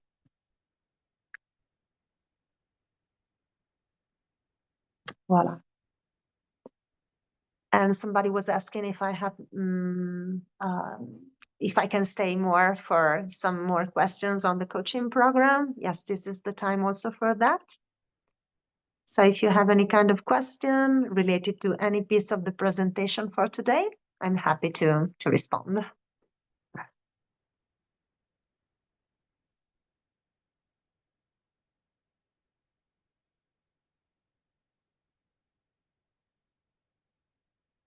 Okay, looks like there's nothing to be asked or commented. Oh, let me see. Agatha is writing something. I love how the archetypes unlocked all the answers. Very deep experience. Thank you, Agatha. Thanks a lot. Okay. Wonderful. If you have questions that now just don't come up, or you can stay, email me, and I will see if I will just reply to you, or I will reply with an answer for everybody, so we can share more insights on tonight's webinar. And you will get the handout with all the slides that I presented and more content for you to go through, and also the additional video with the sequence of the 8 natural archetypes, all in a row and shorter, with all the breathing and everything, so you can practice it and make it your own, which is the most important piece, okay? Make it your own, expand it, change it, add new archetypes that are not in this framework, and you will find further instructions on this in the handout. Thanks a lot. Thank you for all the hearts. Oh, Dawn would like, yes, Dawn, find your way to connect with me for all the rest of your questions, and I'm very happy to get back to you. Absolutely. Claudia's commenting, embodiment, archetypes, and nature are all passions of mine. Wonderful. Thank you. I'm very happy that there's a resonance. Thank you, everybody. Enjoy the rest of your day or night. Diana, Yes? before you Dawn. leave. Yes, I'm saying goodbye to everybody else. Dawn, you can stay, and even the others, if you want, you can stay, of course. Please Okay. tell me. Yeah. Hi, thank you so much. Let's see, I'm having difficulty connecting via Zoom. I don't know, I had some issues there. But I emailed you a while ago, and I would love to know about your program. I am a coach currently, and I would like to know about your bridge program. The bridge program? Yes. Okay, so that was the old name of a piece of content that was provided to already coaches to integrate the ecosomatic approach. Yes. We didn't offer that anymore after, I think, since 2021 or 2022, because basically that would make it harder for us to get the ICF certification. We are in the process of understanding what to do with it. We are still designing the plans for next year. So because I know that there are many coaches, ICF coaches, who want to know more about the ecosomatic approach without having to go through all the program, which includes a lot of contents on the 8 core coaching competencies of the ICF. Right. So I totally understand. And so far we have the level 1 ICF accredited program, which includes everything, which is 125 hours, which is a lot, I know, for already existing coaches. What I know for sure that we will do is that we will accredit as CCUs, so which is like the continuous coaching education units credits. The pieces of the forest coaching course and the nature coaching course, which are focused on the archetype of the tree and the forest for the forest coaching course, and all the other archetypes for the nature coaching course. So all these together make up the use of the 8 natural archetypes with body and nature practices, embodiment and contemplative practices, and so on. we are accrediting those programs as well as a Okay. CCUs. What I still have to figure out is what to do with the parts of the ecosomatic coaching course, level 1 SF accredited, which Yeah. are not which is the pieces that are not the core coaching competencies. Right. Right. Yeah, perhaps I Yeah. will also accredit that. It's not clear yet. We're still defining the plans for next year, but it's a Okay. matter of weeks before mid-December. We will have all the new plans ready. Okay. What we are also focusing is that for us, just doing online learning is just not the way we want to Yeah. work. Yeah. So yeah, I know that this makes it particularly difficult or harder for people who need to travel from various parts of the world to do the in-person workshops, but it just doesn't work to just do the online pieces for us. Because what we love is really to Being share. in nature. Yeah. Absolutely. It Right. changes everything, and Right. the impact of the learning is so different. So this is a part of the reflections that we are doing on the new programs, because so far we have just done everything in Italy. And I see here Chiara and Betty, they are two coaches. Chiara was a coach already, so in a position like yours, but she has attended anyways all the courses. Yeah. So they went through all the possible pieces that I offered over the 5 past years, and so they can perhaps if you want to add your perspective, Chiara or Betty, since you're here, about what's the benefit, or why is it interesting to join the in-person courses rather than just the onlines, and also how they fit perfectly together. So that when we are in person, we just focus on the practice and the experiences and the sharing of that. And when we are online, we focus on all the theories like we did tonight that we don't go through during the in-person, because we can do it online. So let's use the online for the cognitive learning. Okay, and let's use the in-person for the heart and embodied learning. Yeah. So you're hybrid, like a hybrid kind of situation. I do understand that. I do understand that. Yeah. Yeah. So when you spoke about what you already sort of have set up that isn't from start to finish a coaching program, including the 8 competencies, are you talking about, I think the wording that you use is like ambassador, like the forest ambassador and the nature, is that what you're talking about? Yeah. I think you still have like one of the very old, one of the first, yes, I do. Absolutely, it's amazing. Yeah, beautiful. Those were the names of those programs, which then became forest coaching and nature coaching, because then we adopted a group coaching perspective in those trainings. So the idea is to learn how to integrate those nature connection practices, contemplative embodiment practices inside group settings for the forest and the nature coaching courses. But I understand that there's really a lot of search for this kind of programs, also for one-to-one sessions. So we are working that out. You will, if you are on the priority list, and I know you are, because if you are here, you got our newsletter. You will get all the news in some weeks before mid-December. Absolutely.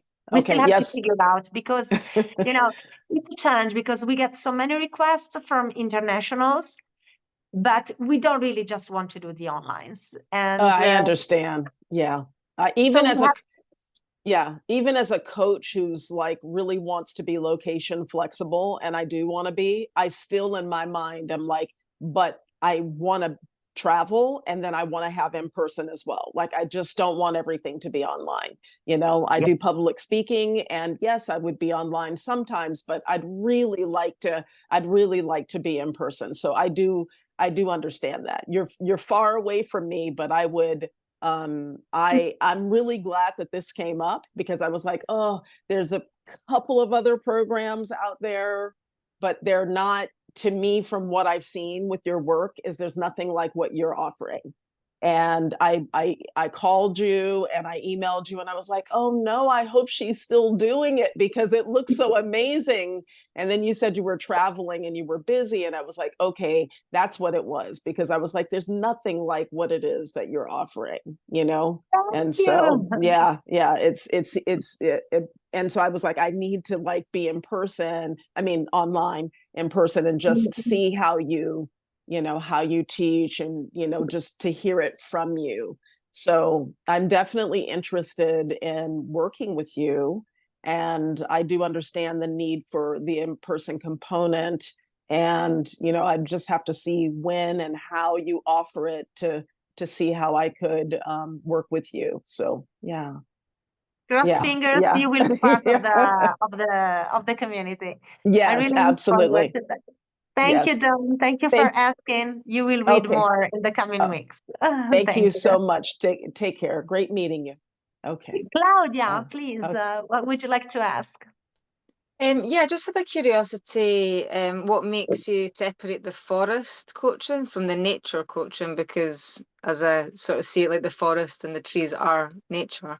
And also the kind of different, like if you could touch briefly on the differences of that with the ecosomatic, which I understand is kind of like a deeper program. Yeah. Yes. Okay.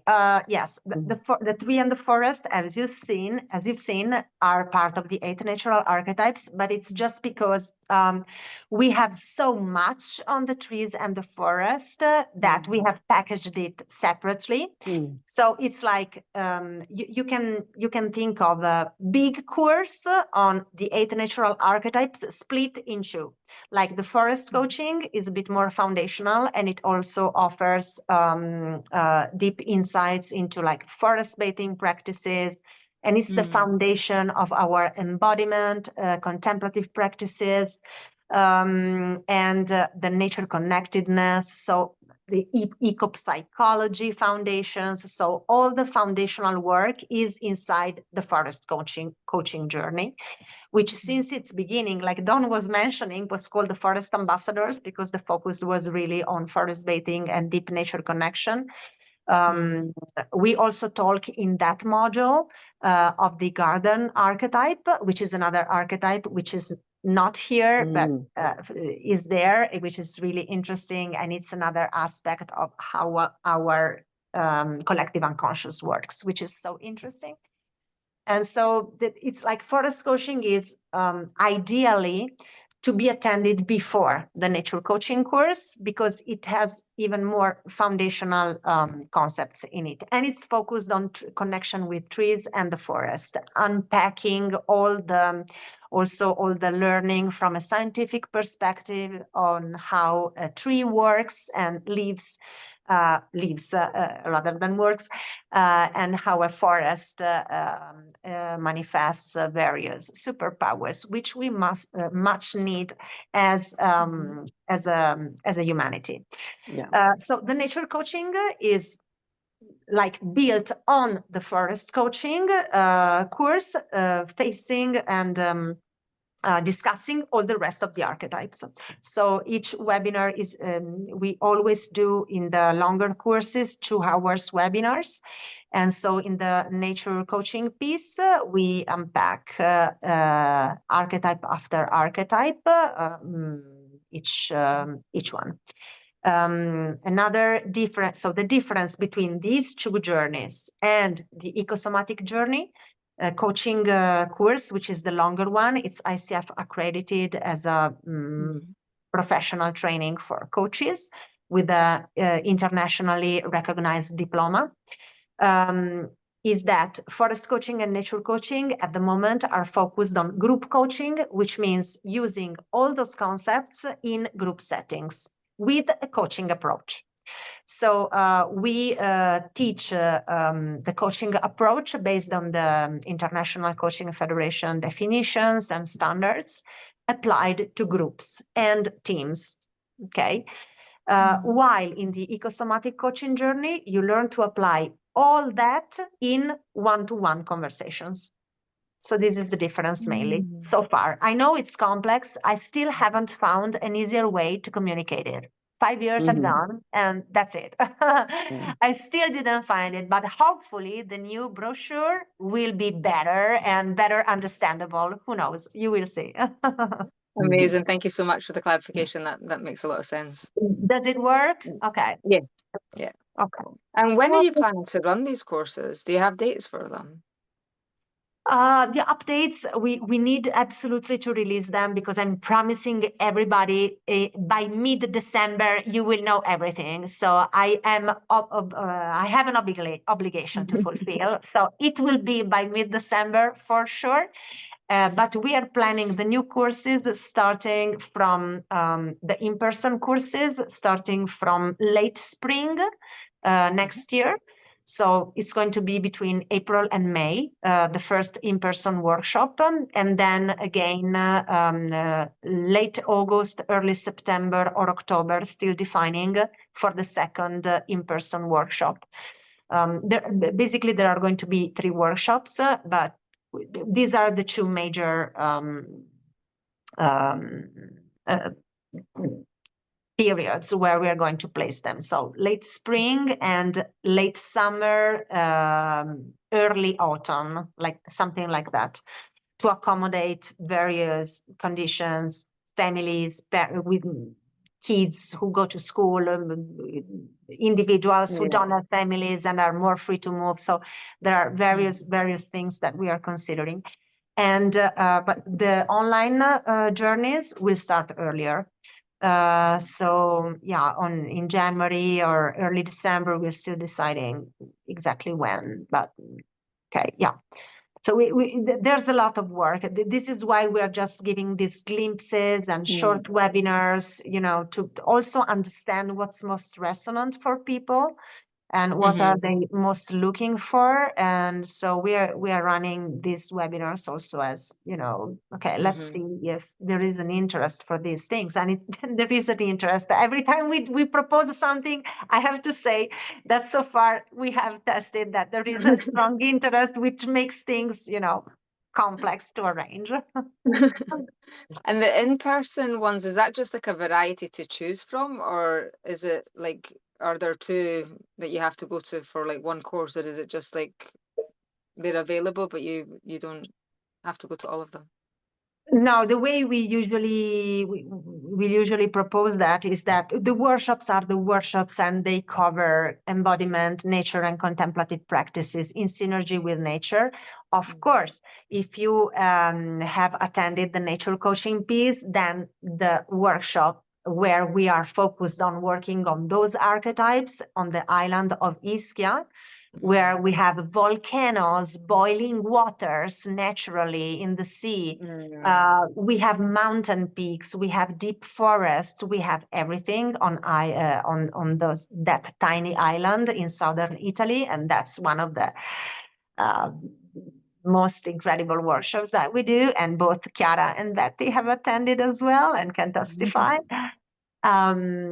So that is one which is focused more on the archetypes, and then the others are mainly focused on the forest and the mountain, because they are more in the northern part of Italy, and so they are more focused on those archetypes. The sky, of course, the soil, which are everywhere, of course, but yeah. So then the idea is that the in-person workshops anyway work on that deep experience with nature. And so then it's just a matter of understanding what works better for you and what lights you up more to attend.